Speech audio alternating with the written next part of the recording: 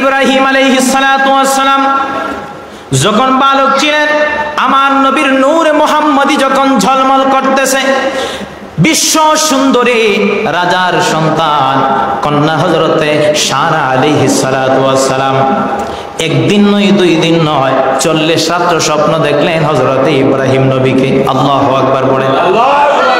বান্ধবীদেরকে জানাই দিলেন, আরে আমার বান্ধবীরা, আমার মনের মানুষকে আমি একদিন নয়, 2 দিন নয়, 40টা রাত্র আমি স্বপ্ন দেখলাম। আমি দেখলাম তার কপালের মধ্যে লেখা মুহাম্মদ। আল্লাহু আকবার। তার কপালের মধ্যে লেখা নূরে মুহাম্মদী। আর জিজ্ঞাসা করলাম, তোমার নাম কি? ডাক দিয়া বলে, আমার নাম হচ্ছে হযরত ইব্রাহিম, আমার নাম হচ্ছে ইব্রাহিম। ছেলেদের লাইন ধরাই দিলেন।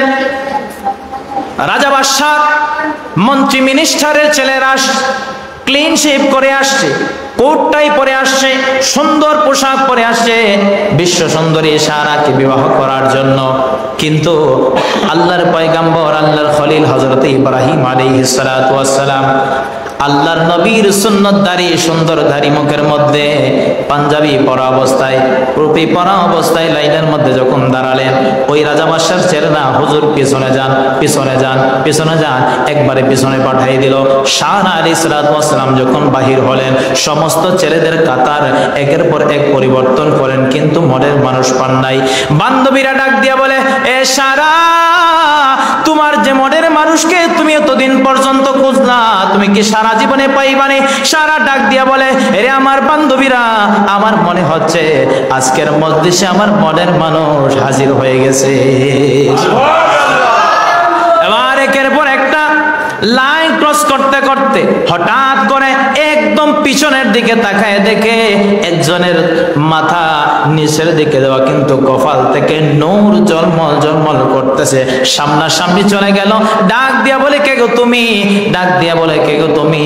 যখন মাথা মোবারক উঠাইলেন, তখন দেখতে পাইলেন যে মনের মানুষকে 40টা রাত্র স্বপ্ন দেখলেন, ওই মানুষ আল্লাহর খলিল হযরতে ইব্রাহিম, হযরতে সারা আলাইহিস সালাতু ওয়াস সালামের সামনে দাঁড়ানো।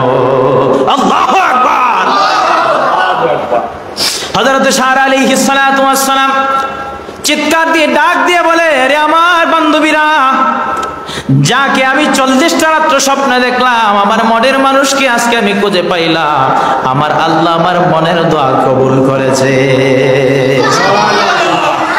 ইব্রাহিম আলাইহিস সালাতু ওয়াস সালাম হযরতে সারা আলাইহিস সালাতু ওয়াস সালামের সঙ্গে বিবাহ হয়ে গেল।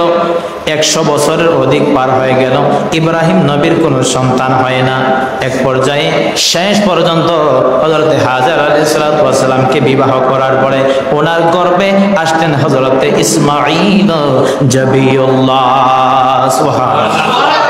এই জন্য আমার আপনার নবী বলেছেন, আমি 2 জবাইকৃত পুরুষের সন্তান। সুবহানাল্লাহ।